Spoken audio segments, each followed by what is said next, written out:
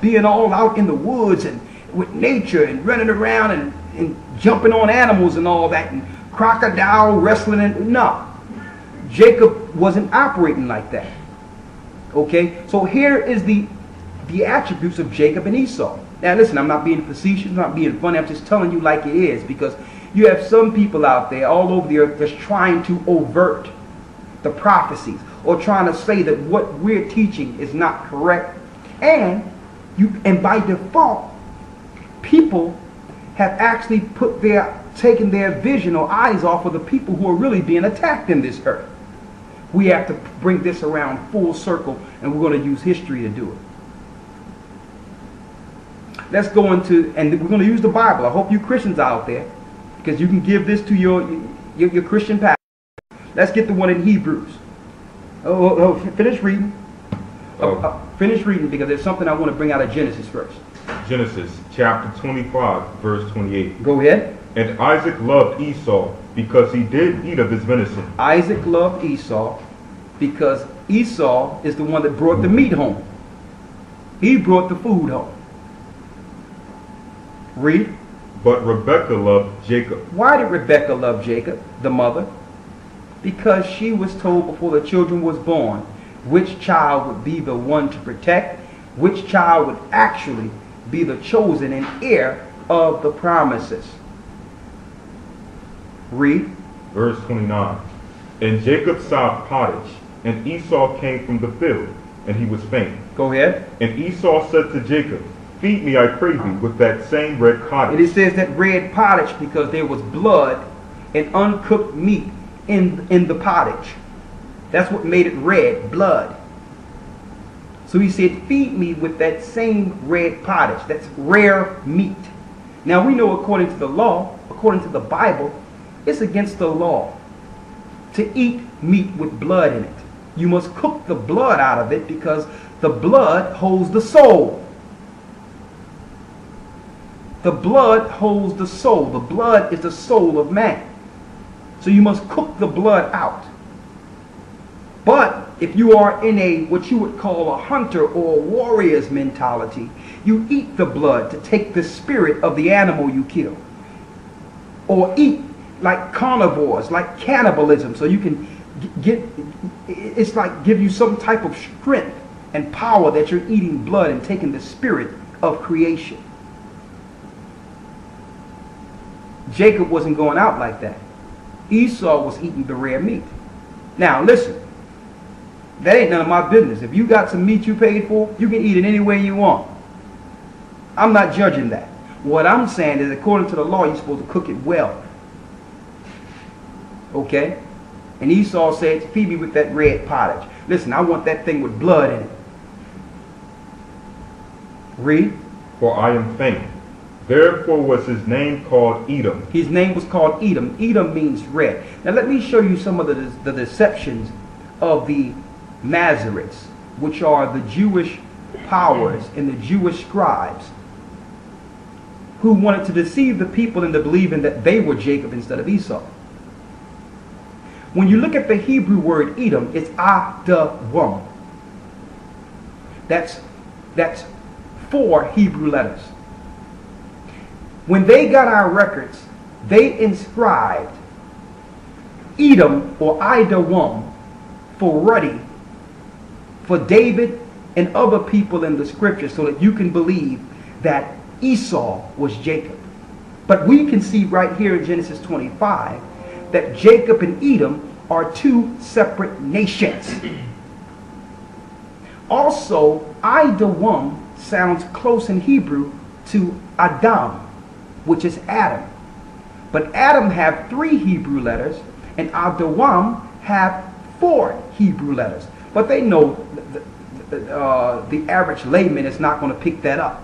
So they made people believe that Adam was Edom or a red man by taking out 1 letter in certain places or adding 1 letter in certain places when it came to Adam's name in certain places in the Bible. Total deception. That's why it's important to know that Hebrew.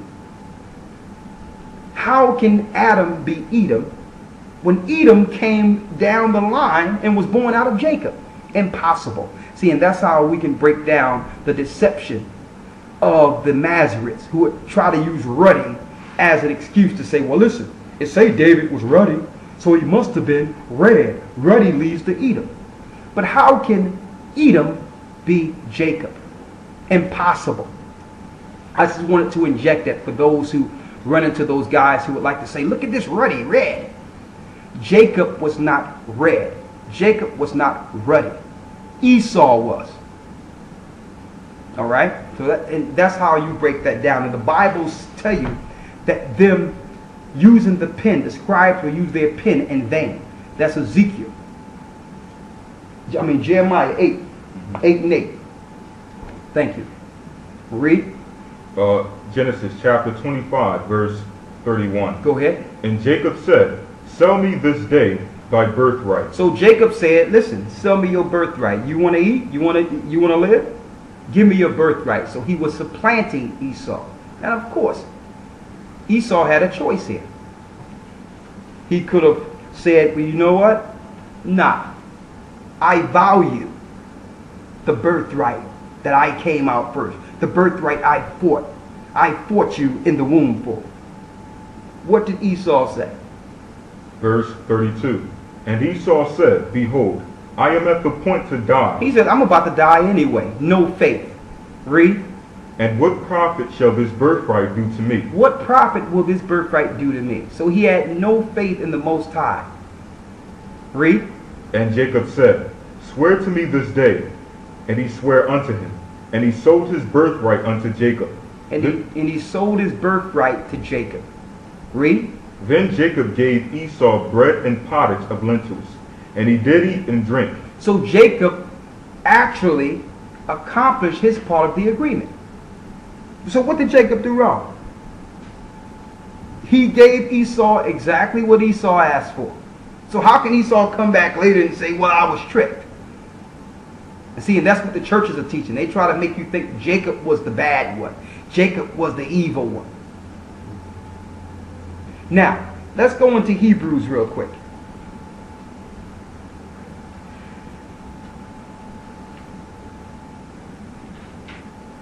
Hold Genesis and go into Hebrews.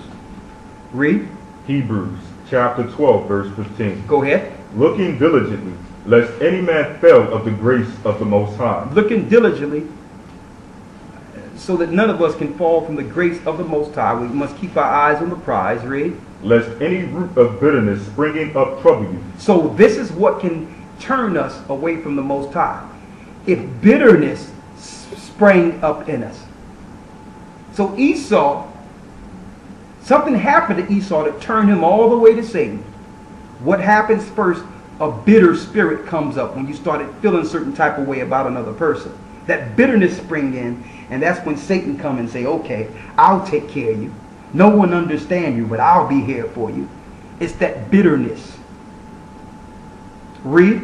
And thereby many be defiled. And that's how people are defiled, by becoming bitter. Read. Verse 16. Lest there be any fornicator or profane person as Esau. And that's why it says he hated Esau. Because Esau was a fornicator, and Esau also.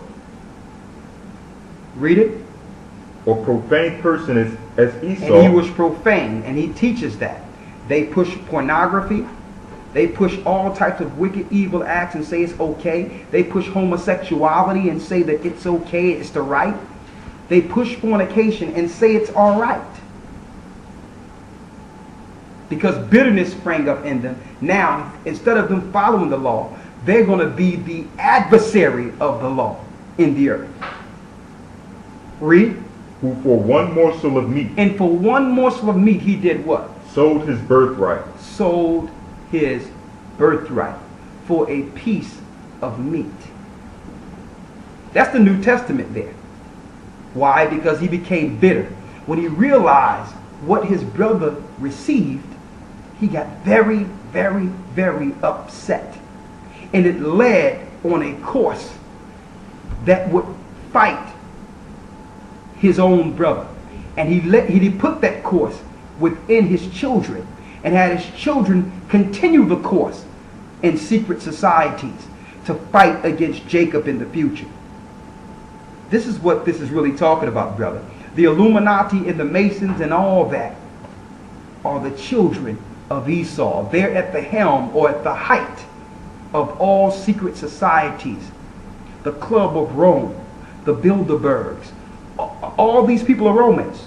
The governments of Europe, the governments that are in Israel today, all these are Romans continuing the war that started in the black woman's womb.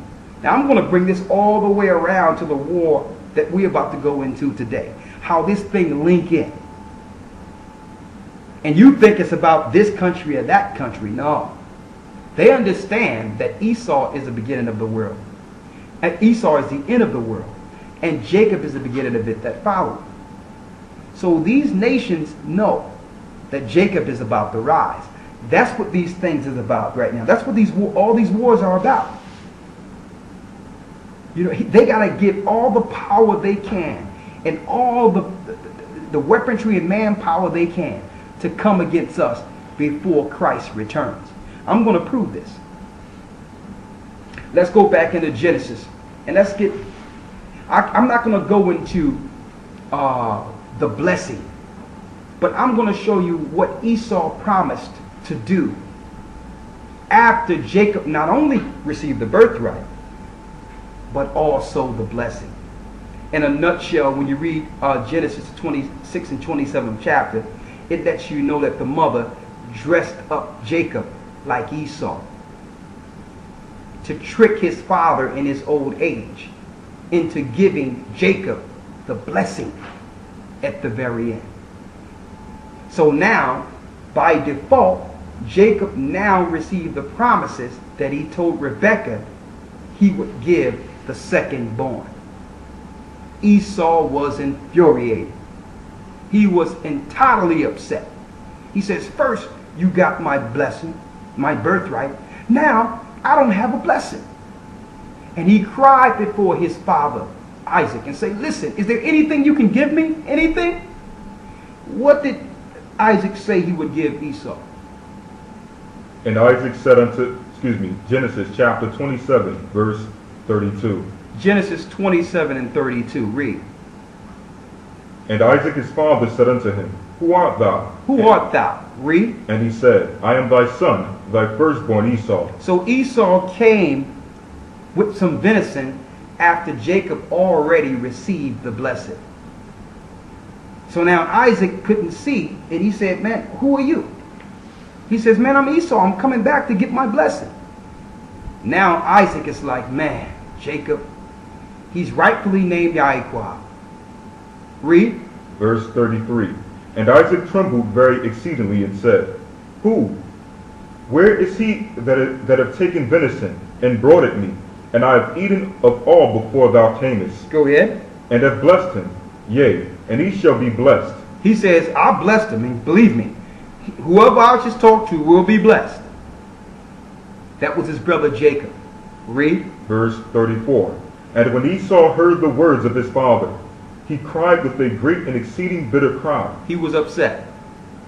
And said unto his father, Bless me, even me also, O my father. And he said, Thy brother came with subtlety, and have taken away thy blessing. He says, your brother came in total subtlety.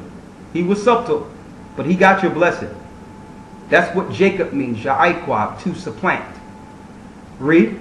And he said, Is he not rightly named Jacob? Is he not rightly named Jacob? Read. For he hath supplanted me these 2 times. And Esau said, he got me twice. Read. He took away my birthright, and behold, now he hath taken away my blessing. Go and ahead. he said, Hast thou not reserved a blessing for me? He said, Father, do you have at least one blessing for me? Then don't forget, Isaac loved Esau. His firstborn, he used to go out